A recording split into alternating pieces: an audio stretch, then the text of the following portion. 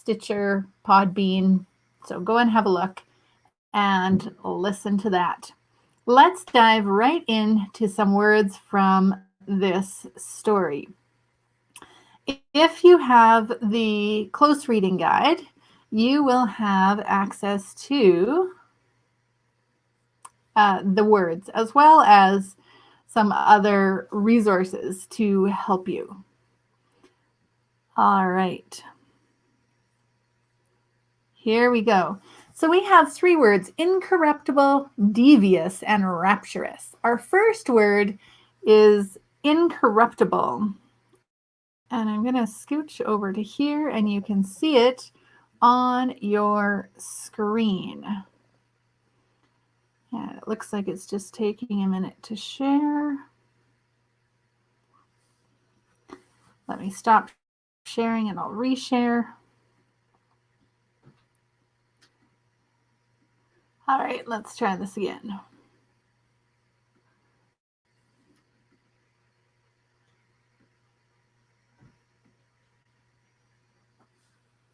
There we go. Incorruptible. What does this mean? Very honest, incapable of being corrupted. Do you know somebody who is incorruptible? They are so honest, they will not do the wrong thing. Now, there's lots of people who we think are corruptible, not honest, and doing the wrong thing. Here we have this word incorruptible. Let's see where it's used in the story. So let me get here.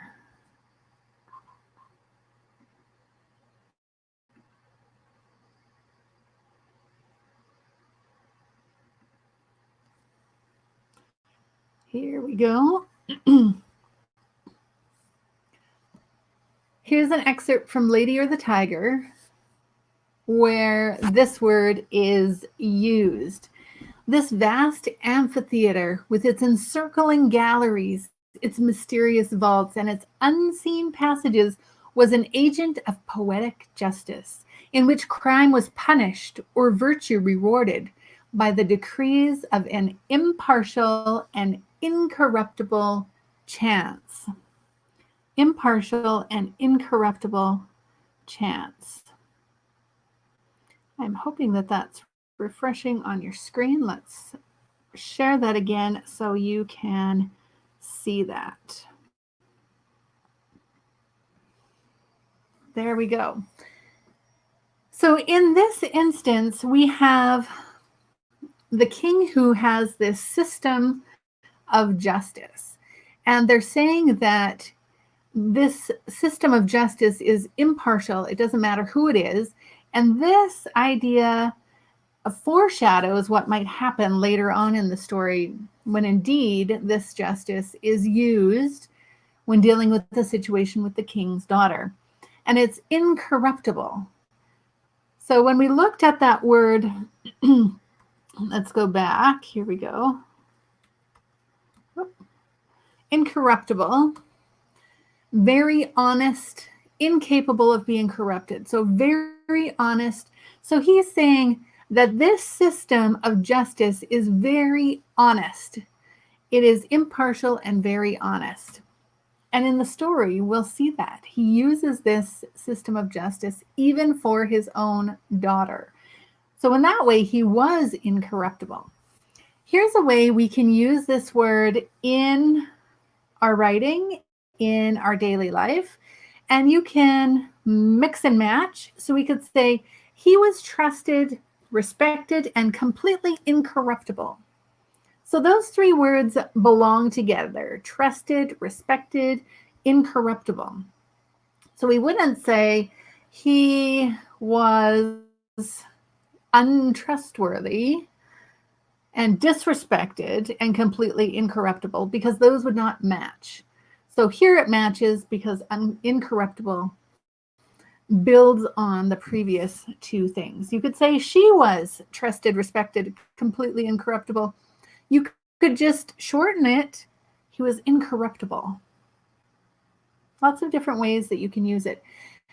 So when you are referencing somebody, Is there somebody that you respect, and as you talk to somebody about them, you could say, he's incorruptible, meaning he is very honest and incapable of being corrupted. He's not going to accept a bribe or do things the wrong way.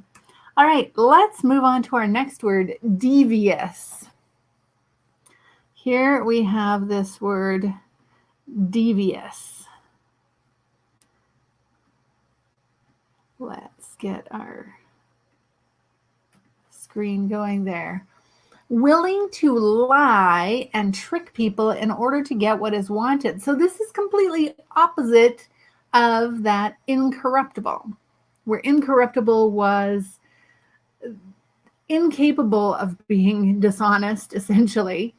Here, devious, you're willing to lie and trick people in order to get what you want. Perhaps you know somebody who is devious.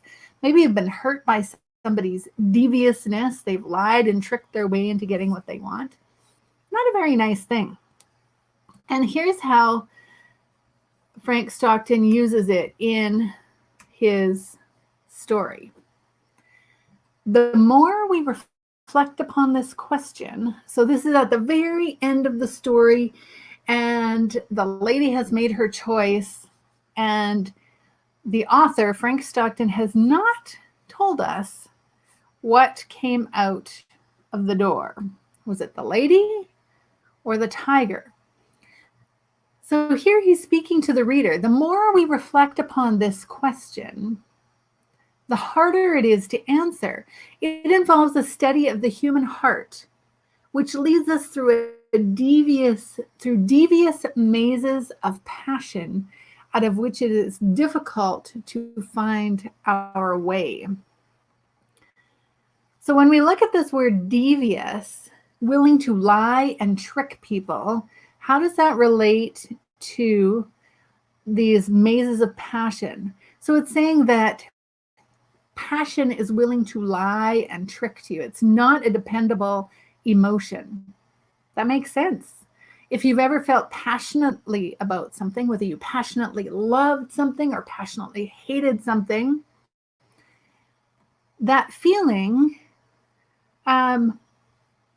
was not a dependable feeling. Sometimes passion lies to us. It tricks us into believing things that are not true in order for us to get what we want. So here we go. The more we reflect upon this question, the question being, what came out of the door, the lady or the tiger? The harder it is to answer. It involves a study of the human heart, which leads us through a devious maze. So this full of lies and tricks of passion, out of which it is difficult to find our way. Let's see how we will use that in our own writing, in our own speaking. We could say the company was accused of using devious methods or ways to get the contract. And you have probably seen this on the news, experienced it in person, where a company uses devious, willing to lie and trick people in order to get what they want, devious ways to get a contract. And how do you feel when somebody uses a devious way to get the thing that they want? When they're lying and tricking, it's not a very nice emotion. But it is a word that can come in handy. If you're writing a story, you will have a character most likely that is somewhat devious, usually the antagonist. When you're reading in a book, the character that exhibits this quality, it will make you want to just do something not nice to that person because you think this is wrong. So it brings up a lot of intense emotions, this idea of deviousness. You can use it in your speaking when you're looking at the news and you see what's going on and what's happening in the world. There are things that are devious that are going on, that are happening, and you can use it to explain that element of lying and trickery when somebody is trying to get what they want. Next word, rapturous. Ah, great word. Extreme pleasure. So now here we go. This is happier, a word with a happier connotation. Extreme pleasure. It's not just like, oh, that was tasty, or oh, that was nice. No, this is, I've never experienced anything better. It was above and beyond anything. Extreme pleasure, love, or enthusiasm for someone or something. Some people, perhaps you, when you enjoy a piece of chocolate or a nice glass of wine, or some sort of luxury item, this rapturous feeling shows on your face as you're demonstrating this feeling of extreme pleasure, that you're enjoying it. Let's see how Frank Stockton uses it in the story. And I will reshare this so that you can read it along.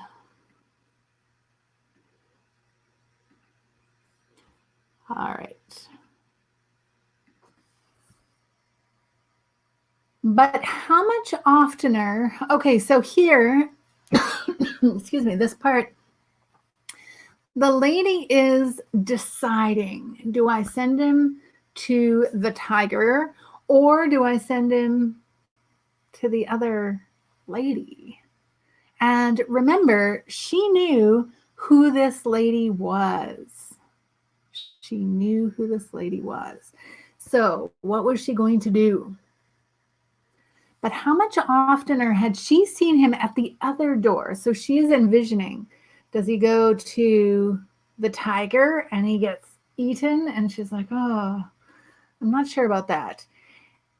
And now she's envisioning him going to the door with the lady. How in her grievous reveries had she gnashed her teeth and torn her hair when she saw his start of rapturous delight as he opened the door of the lady. She is envisioning him. Here we go. Showing extreme pleasure, love, or enthusiasm.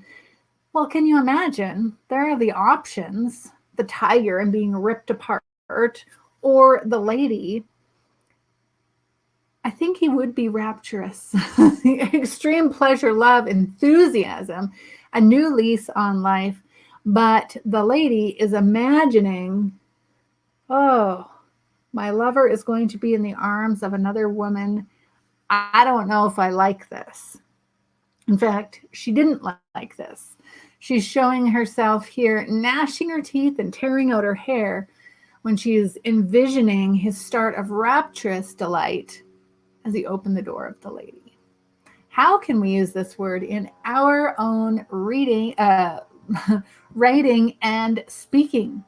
Perhaps there was a novel that received rapturous reviews. Everybody loved it. Or you can use it when you're talking about things that are amazing, lovely, delicious. This is rapturous. Or when you're describing an expression on somebody's face. She had a rapturous look on her face. So when we're using this to describe extreme pleasure, love, or enthusiasm for someone or something, we can use this word rapturous. So there we have it, our 3 words from the lady or the tiger. And there we go. We have incorruptible, remember, very honest or incapable of being corrupted. Devious, opposite of that, willing to lie and trick people in order to get what they want. And finally, rapturous, showing extreme pleasure, love, or enthusiasm for someone or something. I hope you're able to use those words in your speaking and in your writing. Until next time, keep reading and writing.